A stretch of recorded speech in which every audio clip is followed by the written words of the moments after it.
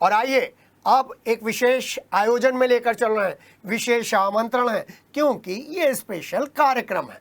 IIT JEE mains में 13th position all India basis पर लाने वाले, नेशनल मेरिट में 13th पोजीशन प्राप्त करने वाले वेदांश गर्ग और उनके परिवार के साथ ये प्यारी सी मुलाकात है। सिटी हलचल की स्पेशल मुलाकात है, सिटी हलचल से स्पेशल बातचीत है। और स्पेशल बातचीत में सुमित हैं जो वेदांश गर्ग के पापा हैं, दादा हैं, मम्मी हैं, छोटी बहन है। वेदांश गर्ग ने सिटी हलचल से स्पेशल बातचीत में बताया कैसे उन्होंने सतत एफर्ट्स के जरिए, कॉन्टिन्यूस एफर्ट्स के जरिए, सतत प्रयासों के जरिए सफलता प्राप्त की है। वेदांश से बातचीत से पहले वेदांश के बाबा जी, पिता सुमित, माँ और बहन से भी एक छोटी सी मुलाकात है। कैसे कोटा पहुंचने से पहले, कोटा भेजने से पहले परिवार ने R&D करी और कोटा के बारे में जितनी भी जानकारी ये परिवार प्राप्त कर सकता था वो प्राप्त करी, अपने बच्चे को मेंटली तैयार किया और समय समय पर इस पूरे परिवार ने वेदांश को ये लगने ही नहीं दिया कि वो घर से दूर कोटा में रहकर तैयारी कर रहे हैं। परिवार के साथ जो ये मुलाकात हमने की है, इससे पता चलता है कि किसी बच्चे की सफलता में परिवार का कितना बड़ा योगदान होता है, स्कूल टीचर्स और मेंटर्स के साथ। संडे स्पेशल में हमने आपको मिलवाया था डॉक्टर आर्यन से। जी हाँ, एक ऐसे कॉम्पिटिटिव अप्रोच के साथ वो मेरठ के फील्ड में उतरे हैं कि बच्चों को कहीं बाहर ही ना जाना पड़े। आपका रेस्पॉन्स मिला, उसके लिए थैंक यू। और अब मेरठ का नाम, परिवार का नाम रोशन करने वाला एक बच्चा हमारे साथ है, एक परिवार हमारे साथ है। आईआईटी जैसा टफ कंपटीशन जिसमें टेम्परामेंट बहुत इंपॉर्टेंट रोल प्ले करता है, उस कंपटीशन को क्रैक करना और फिर नेशनल लिस्ट में अपना नाम दर्ज करना कोई आसान काम नहीं है। आप यहाँ पर कुछ चेहरे देख रहे हैं, सब चेहरों पर एक अलग तरीके का विश्वास है, एक अलग तरीके की गर्वोक्ति है और एक अलग तरीके का कॉन्फिडेंस है। सबसे पहले बाबा से बात करते हैं जी, क्योंकि जब संस्कार डाले जाते हैं तो वो पीढ़ी जरूर याद आती है जो आगे सोचकर काम करती है। सर नमस्कार, स्वागत है। Thank you sir. आज पोते ने नाम रोशन कर दिया, बहुत खुशी की बात है, बहुत अच्छी बात है जी। जब यहाँ पर रहता था, खेलता था ज्यादा या पढ़ता था?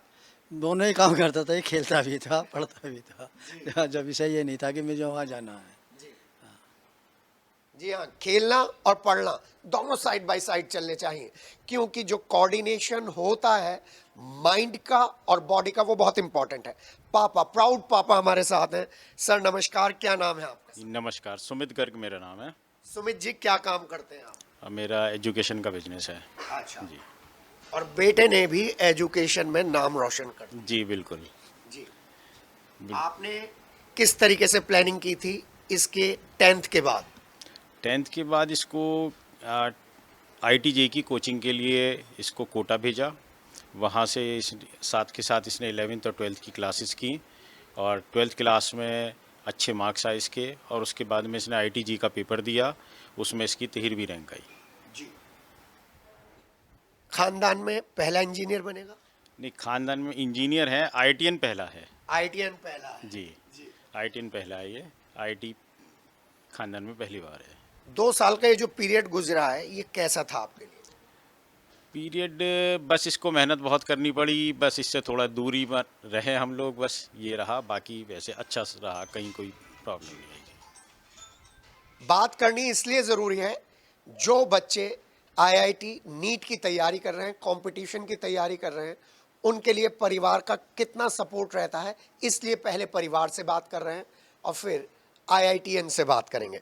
मैडम नमस्कार। नमस्कार। आज जो मुकाम है वो बिल्कुल अलग है। आज आप एक उस बच्चे की माँ है जिसने IIT की लिस्ट में 13वां रैंक हासिल किया है। आप इनके साथ रहती थी या मेरठ से इनको गाइडलाइंस देती थी? दोनों ही तरह से किया, जितना साथ रह पाए साथ भी रहे। कभी 1 हफ्ता के लिए, कभी 3 दिन के लिए, कभी 2 दिन के लिए, और ज़्यादातर मेरठ ही रही जी। लेकिन इसका साथ हमेशा ये था कि एक फ़ोन दूर थे बस हम इससे, तो जब भी बात करनी है तो ये बात कर सकता था। सेंट मैरीज का प्रोडक्ट है, सेंट मैरीज में ही इसने डिसाइड कर लिया था कि मुझे आईआईटी क्रैक करना है। जी 10th के ख़त्म होने से पहले लगभग जनवरी में इसने हमें बता दिया था कि मुझे तैयारी करनी है आईआईटी जेईई की। तो इसको एक अच्छी कोचिंग में एक अच्छी सीट मिल गई थी, अच्छा बैच मिल गया था, तो फिर हमने इसका साथ दिया। माँ के लिए बड़ा मुश्किल होता है अपने बेटे को अपने से दूर रखना। वो सबसे मुश्किल समय था जब इसको यहाँ से मेरठ से कोटा हम छोड़कर आए थे। इसके लिए तो था बहुत ज़्यादा मुश्किल था, क्योंकि एक जॉइंट फैमिली में से निकल कर जाना और वहाँ पर अकेले सारी चीज़ें मैनेज करना फिज़िकली तो होता ही है, इमोशनली बहुत बच्चे के लिए मुश्किल होता है ये चीज़। लेकिन उतना ही मुश्किल हमारे लिए भी था। और दूसरी मुश्किल ये थी कि ये तो हमें बता सकता था, हम इसे बता भी नहीं सकते थे। जी हाँ, बड़ी बात।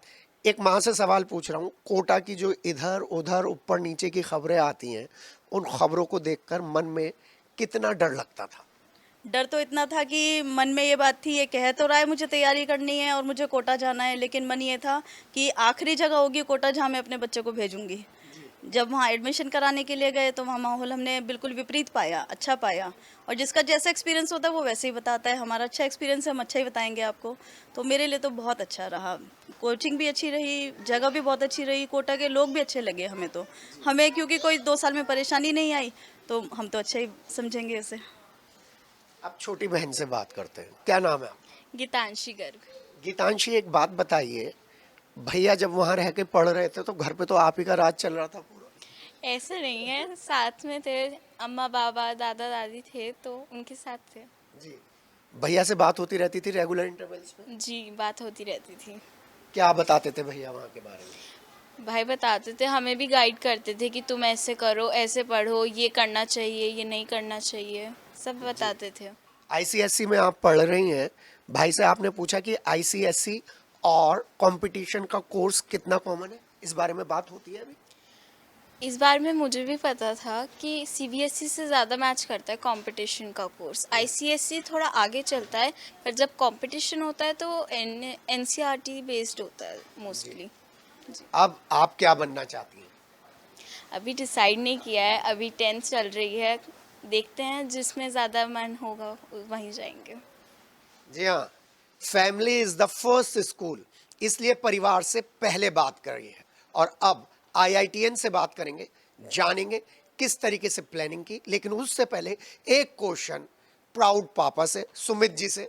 सर, कोटा भेजने से पहले आपने पूरी R&D की थी? हाँ, काफ़ी रिसर्च की थी मैंने जी। कोटा भेजने से पहले।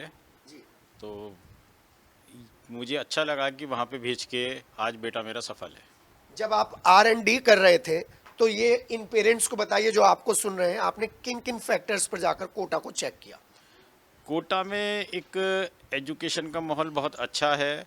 अब हम इसको यहाँ पे मेरठ में रखते, कभी कोई फंक्शन हो रहा है, कोई चीज़ इस तरीके आ रहे हैं तो बच्चा डिस्ट्रैक्ट भी होता है। अपना प्रॉपर वहाँ पे रह के कोचिंग में पढ़ाई करके या जिस तरीके से भी सेल्फ स्टडी करके पढ़े तो पूरा प्रॉपर टाइम उसको वहाँ पे जाके मिल जाता है। नहीं, वो जो एक फोबिया है ना कोटा को लेकर जो बहुत क्रिएट कर रखा है मीडिया ने, उसको आपने कितना सही पाया, कितना गलत पाया?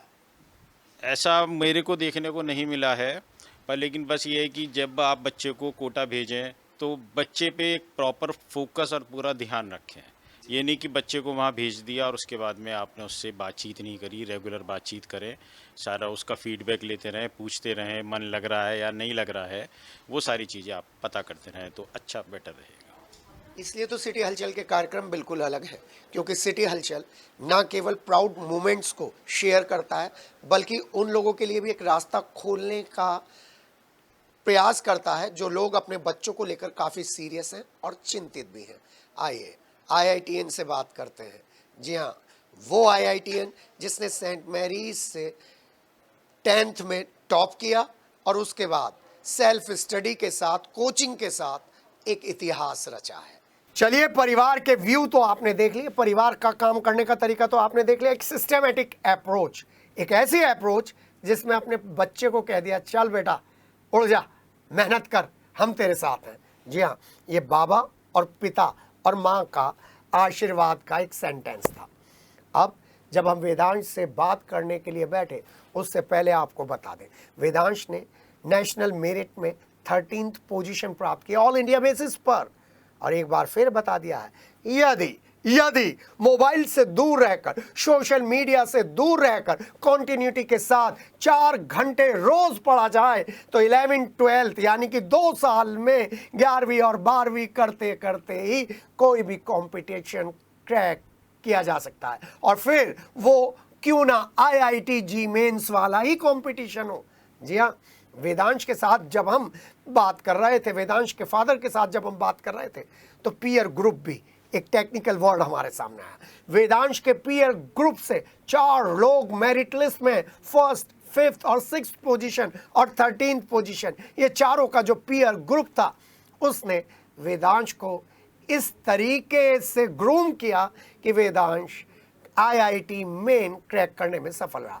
वेदांश ने कोटा में रहकर न केवल 12th पास की बल्कि अच्छे मार्क्स भी प्राप्त किए, बल्कि IIT JEE मेंस जैसे मुश्किल और टफ कंपटीशन में 13th पोजीशन लाकर बता दिया कि अगर सब्जेक्ट वाइज NCERT की किताबों से डिटेल में स्टडी की जाए और आपके पास योग्य मेंटोर हो, टीचर्स हो और फैमिली का सपोर्ट हो, तो फिर कोई भी कंपटीशन टफ नहीं होता।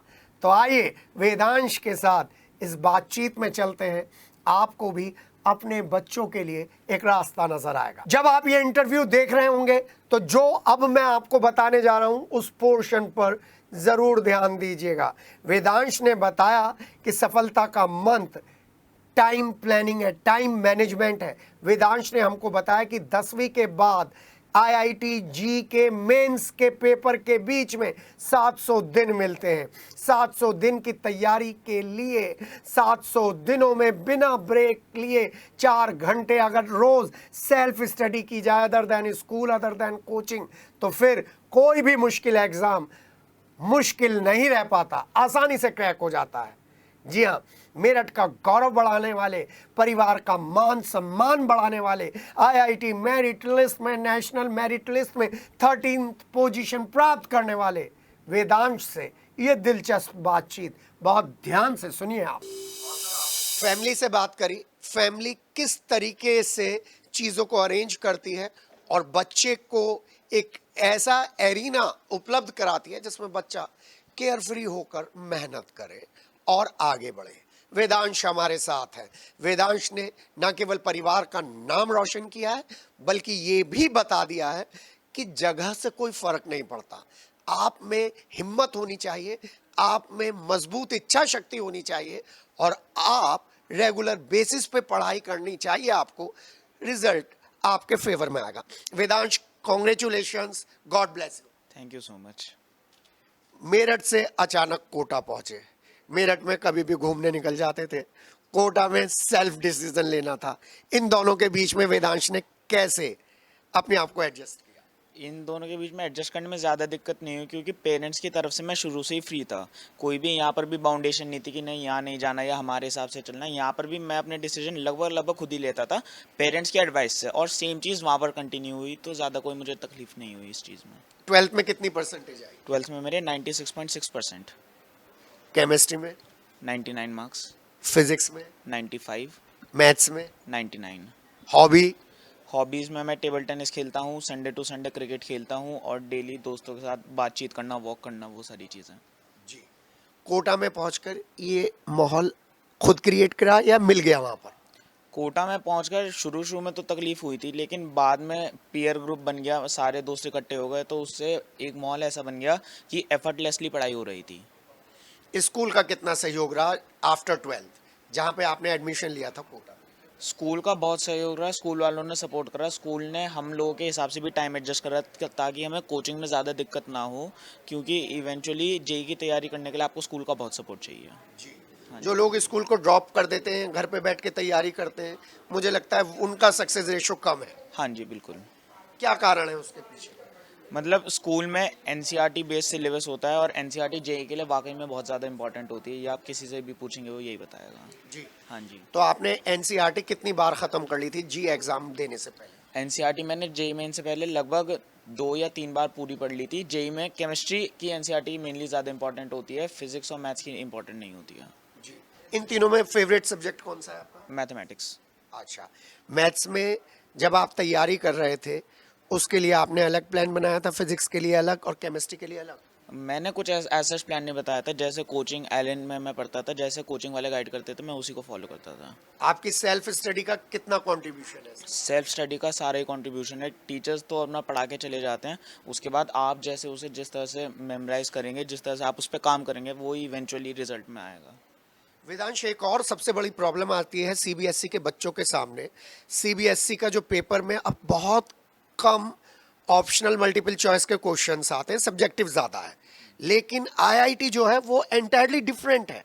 उसमें आपने कैसे एडजस्ट किया? मैं एक्चुअली आईआईटी को एज अ पेपर की जगह एज अ थ्योरी लेके काम करता था। मेरा सवाल अगर सॉल्व हो रहा है तो मुझे वो पूरा सॉल्व करना आना चाहिए। अब ये नहीं कि मेरे सामने ऑप्शन है, पेपर में आप ऑप्शन देख के सॉल्व करिए, लेकिन जब आप खुद प्रैक्टिस करें तो आपको सवाल का पूरा एग्जैक्ट सोल्यूशन आना चाहिए। तो फिर उसके बाद फ़र्क नहीं पड़ता कि आपको उसे सब्जेक्टिव में आंसर करना है कि ऑब्जेक्टिव में, जब आप पूरा आंसर निकाल ही रहे हैं तो।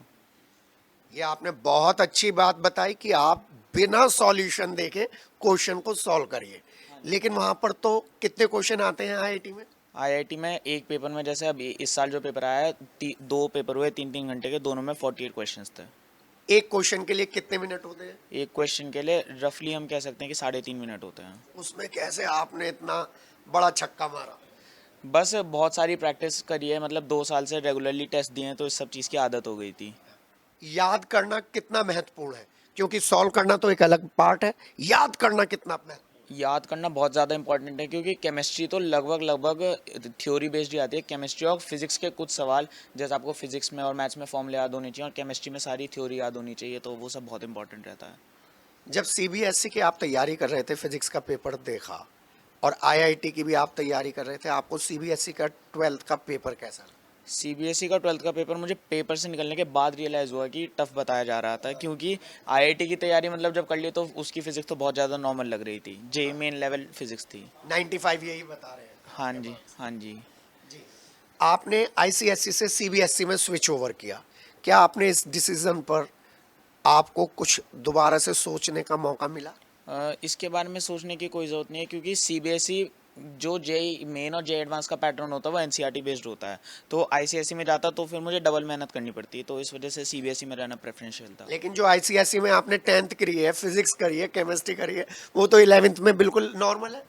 हाँ जी, 11th के बहुत सारे पोर्शन 10th में आ रहे हैं। हाँ जी, आईसीएसई से 10th तक करने का ये फ़ायदा रहता है, क्योंकि आईसीएसई थोड़ा सा एडवांस चलता है, और उसमें भी अगर आपने 10th के बोर्ड के लिए बहुत अच्छे से प्रिपेयर कर लिया तो आपको 11th में एक थोड़ा सा अपर एज मिल जाता है। नहीं तो सीबीएसई में 10th और 11th के सिलेबस में बहुत बड़ा गैप है, उसमें बहुत दिक्कत आती है बच्चों को।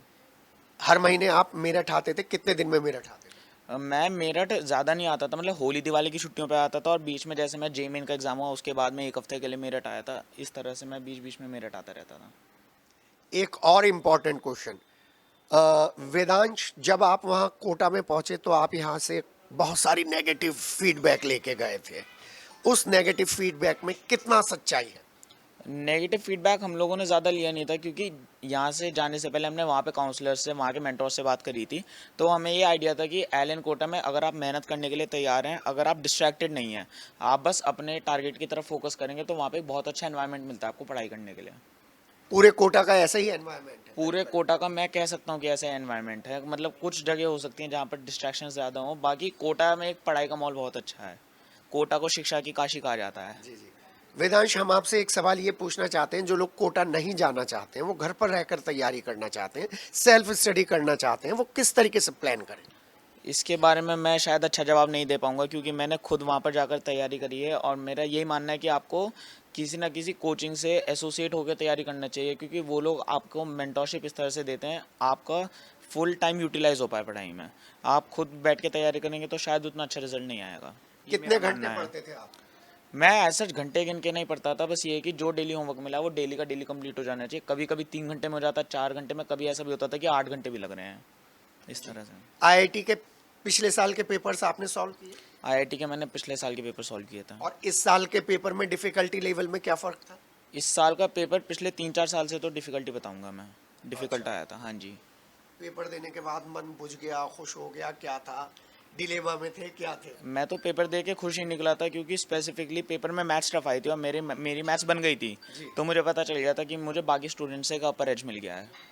मैथ्स में ना एक एब्स्ट्रैक्ट मैथमेटिक्स है, एक कॉन्क्रीट मैथमेटिक्स है। 10th 12th में जो मैथमेटिक्स है उसमें क्वेश्चन सॉल्व करने पड़ते हैं, और क्वेश्चन सॉल्व करने में 3.5 मिनट तो लगते नहीं, 8-9 मिनट लगते हैं। उस एक हर्डल को आपने कैसे कवर अप किया? देखिए वैसे तो हम लोग केमिस्ट्री और फिजिक्स में टाइम बचा लेते हैं, लाइक एक घंटा आइडियली अलॉट होना चाहिए, पर हम लोग केमिस्ट्री कोशिश करते हैं कि 35 मिनट में सॉल्व हो जाए, ताकि बचा हुआ टाइम मतलब 1 घंटा 25 मिनट मैथ्स को मिल जाए। और उसमें भी क्या होता था, इतनी प्रैक्टिस कर ली थी कि जो 8 से 9 मिनट किसी सवाल में लगने चाहिए तो वो मैं 4 मिनट के अंदर करने की कोशिश करता था। जी। फिजिक्स में ऑप्टिक्स और इलेक्ट्रॉनिक्स, ये दोनों चीजें बड़ी बच्चों को टफ करती हैं, इनकी कैसे प्लानिंग करें? मैं स्पेसिफिक क्वेश्चन पूछ रहा हूँ आपसे। ऑप्टिक्स का जनरली ये रहता है, ऑप्टिक्स बहुत ज़्यादा फॉर्मूला बेस्ड होता है, तो अगर आप बहुत सारे क्वेश्चंस प्रैक्टिस कर लेंगे उसके, तो वो फॉर्मूले इस तरह से सेट हो जाते हैं कि वो आपके बनने लगते हैं। और मेरा मानना ये है कि IIT JEE इतना वास्ट सिलेबस है, मतलब अप्रॉक्सीमेटली 30 चैप्टर फिजिक्स के आते हैं, तो अगर आप एक चैप्टर छोड़ भी देंगे तो वो इवेंचुअली 10 नंबर छोड़ रहे हैं आप। 120 नंबर का पेपर है, आप उसमें से 10 नंबर छोड़ रहे हैं, तो मुझे नहीं लगता कि ज़्यादा कोई दिक्कत है। जी। और केमिस्ट्री तो आपने कहा है कि वो याद ही करना है, और अब मैथ्स में टॉपिक्स जैसे 3D है, वेक्टर्स हैं, और उसके बाद इंटीग्रेशन है, डिफरेंशिएशन है, इनमें से बच्चा सबसे पहले किस पे कंसंट्रेट करे? मैथ्स में तो जैसे चलता है, मतलब इनिशियली जब आप 12th में, सारे 12th के टॉपिक्स हैं, वेक्टर पढ़ाते हैं, इंटीग्रेशन, पहले कैलकुलस होता है, हम लोगों का जैसे हुआ था, पहले कैलकुलस हुआ था, कैलकुलस में डिफरेंशिएशन, फिर इंटीग्रेशन, फिर उसके बाद 3D वेक्टर आए थे। तो बस ये मैथ्स को आप जितना ज़्यादा से ज़्यादा प्रैक्टिस करेंगे उतना आपका हाथ सेट हो जाएगा और सवाल अपने आप बनने लगेंगे। JEE मेन के पॉइंट ऑफ व्यू से मैं ये कहना चाहूँगा कि मैथ्स में PYQ सॉल्व करिए, जैसे मैंने पिछले 4 साल के सारे सवाल सॉल्व करे थे, तो उससे आपको एक आइडिया हो जाता है कि कैसे सवाल आने वाले हैं। जी। आपकी डेली रूटीन क्या रहता था when you were doing the practice? मेरा डेली रूटीन रहता था, हमारी सुबह 8 बजे से क्लास होती थी, तो मैं 7:30 बजे उठता था। 8 बजे क्लास में गए, 3 क्लासेस होती थी 1.5 घंटे की, फिर उसके बाद मैं आ जाता था 1 बजे तक। 1 बजे से हमने लंच करा, 1:30 बज गए, फिर मैं आधा घंटा घर पे बात करता था, फिर 2 बजे मैं सेल्फ स्टडी के लिए चला जाता था क्लासरूम में ही। मैं रूम पे बैठ के नहीं पढ़ता था, मैं क्लासरूम में बैठना प्रेफर करता था। 2 बजे सेल्फ स्टडी के लिए चला गया, वहाँ से 4 बजे करीब मैंने हाई टी ली, फिर उसके बाद 7 बजे रूम पे वापस आके 7:30 बजे मैं डिनर करने गया। फिर डिनर के बाद मैं दोस्तों के साथ टेबल टेनिस खेलता था, वॉक करता था, इसमें मुझे 9:30 या 9:45 बज जाते थे। घर पे बात करी और रात को लगभग 1 घंटा मैं मैथ्स बना लेता था। कितनी देर तक पढ़ते थे रात तक? रात को मैं 11 बजे के बाद रेयरली शायद पढ़ता था, कभी कभी तो ऐसा भी होता था, मतलब खेल के आया, मम्मा से बात करी और सो गया। जनरली यही होता था, किसी दिन बहुत ही ज़्यादा हेक्टिक शेड्यूल है तो फिर मैं रात में पढ़ता था। अब IIT में क्या लेना प्रेफर करेंगे आप? IIT में मैं इलेक्ट्रॉनिक्स, कंप्यूटर, AI, क्या लेंगे आप? Computer science engineering. कंप्यूटर क्यों? क्योंकि मतलब एक तरह से कह सकते हैं कि एक बना हुआ है कि जितने भी टॉप रैंकर्स होते हैं सारे वहीं जाते हैं, तो कुछ तो बात है। तो कौन सा सिटी मिलेगा? मुंबई। मुंबई जाने का मन है? हाँ जी। जी। पवई? पवई। जी। मुंबई के पवई में वेदांश जा रहे हैं, मेरठ से जा रहे हैं। मम्मी, बहन, पापा तीनों आज बहुत खुश हैं। एक बच्चा पढ़ाई से ही अपने पेरेंट्स को खुश कर सकता है। वेदांश, वो लोग जो आपको देख रहे हैं, वो बच्चे जो आपको सुन रहे हैं, उनको क्या कहना चाहेंगे? पेरेंट्स को पहले आप क्या कहना चाहेंगे, क्योंकि प्रेशर जो होता है वो पेरेंट्स की तरफ से होता है। पेरेंट्स को मैं ये कहना चाहूँगा कि कुछ भी बच्चे पे पढ़ाई करने का उस पर नंबर लाने का प्रेशर मत बनाइए। हाँ, उस पर पढ़ने का प्रेशर जरूर बनाया जा सकता है कि तू बैठ के पढ़। खेलना कूदना रोकना इज़ नॉट एन ऑप्शन। आप फ़ोन जरूर छीन सकते हैं, वो एक अच्छी बात है। जैसे आपने फोन खुद छोड़ रखा था वहाँ पर? मैंने वहाँ पर फ़ोन खुद छोड़ रखा था। मुझे एक गैजेट चाहिए था टेस्ट एनालिसिस के लिए, तो मैंने एक टैबलेट रख रखा था। मैं उसे संडे टू संडे निकालता था, बाकी बीच में डिस्ट्रैक्ट भी होता था, तो मैंने एक रूटीन बना लेता कि मैं उसे अपने दोस्त के कमरे में रखवा देता था। दोस्त अपना गैजेट मेरे कमरे में रखता था, मैं अपना गैजेट उसके कमरे में रखता था। इस तरह से हम पूरा वीक पढ़ाई करी और संडे टू संडे फिर हम लोग उसे यूज़ करते थे। अच्छा। और अब उन लोगों को क्या कहेंगे जो IIT की तैयारी करने कोटा जा रहे हैं और मेरठ में? मैं उन लोगों को ये कहना चाहूँगा कि बस आपने टारगेट की तरफ फोकस करिए और टीचर्स को ब्लाइंडली फॉलो करिए। टीचर्स जो बताएंगे वही सही है, और सोशल मीडिया से दूर रहें तो अच्छा है, क्योंकि IIT JEE में ऑलरेडी बहुत ज़्यादा पढ़ाई करनी होती है, और अगर आपने वो टाइम सोशल मीडिया में भी दे दिया तो टाइम कम पड़ेगा, सिलेबस पूरा हो ही नहीं पाएगा। जी।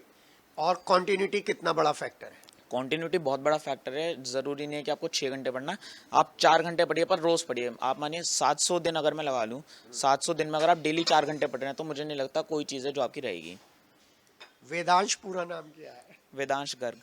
वेदांश गर्ग ने पूरी कैलकुलेशन कर दी है बनियों वाली, और आपको बता दिया है 700 गुणा 4 आपके लिए, आपकी लाइफ के लिए पूरा चेंज कर देगा आपकी लाइफ का पैटर्न। किसको क्रेडिट देंगे? Last question. क्रेडिट टोटली जाता है मेरे पेरेंट्स को और मेरे टीचर्स को। जी। बिल्कुल। टीचर्स में भी कोई ऐसा है जो बिल्कुल एकदम दिल पे टच करता है? टीचर्स सारे ही दिल पे टच करते हैं, मतलब हम लोग तो वहाँ पर अकेले थे, पेरेंट्स थे नहीं, तो टीचर्स ही हमारे पेरेंट्स थे। टीचर्स ने ही हमें, मतलब एकेडमिकली तो हैं ही, टीचर्स ने नॉन एकेडमिकली हमें बहुत सपोर्ट करा है। मतलब किसी दिन खाना अच्छा नहीं लग रहा, हमने सर से कह दिया तो ऐसा भी हुआ है कि सर ने हमें खाना खिलवाया है। हाँ जी। तो आज ये एक इंटरव्यू नहीं है, ये आपके ड्राइंग रूम में बैठा हुआ वेदांश बता रहा है आपको कि आप अपने बच्चों पर प्रेशर मत डालिए। बच्चों को उड़ने के लिए आसमान दीजिए, सुविधाएं दीजिए, प्रेशर मत डालिए। और आप जो पीयर ग्रुप में हैं, जो वेदांश की एज ग्रुप से मैच करते हैं या कुछ थोड़े से छोटे हैं या बड़े हैं और तैयारी कर रहे हैं, उनको 700 इंटू 4 का जो मैथमेटिकल एजुकेशनल फॉर्मूला दिया है, उसे कॉन्टिन्यूटी के टेस्ट ट्यूब में डालकर हिला लीजिए और सफलता आपके पास है। वेदांश के साथ, वेदांश के परिवार के साथ सिटी हलचल का ये छोटा सा साक्षात्कार सिर्फ आपके लिए है कि बच्चों पर प्रेशर नहीं बनाना है, बच्चों को अपनी चॉइस के सब्जेक्ट चुनने देना है, बच्चों को डिस्कशन करना है, बच्चों से डिस्कशन करना है, बच्चों को लेकर आगे बढ़ना है। अपने सहयोगी संजय जूनियर और राजेश के साथ, के वेदांश के साथ, मैं सिटी हलचल के साथ नहीं कह रहा हूं, वेदांश के साथ।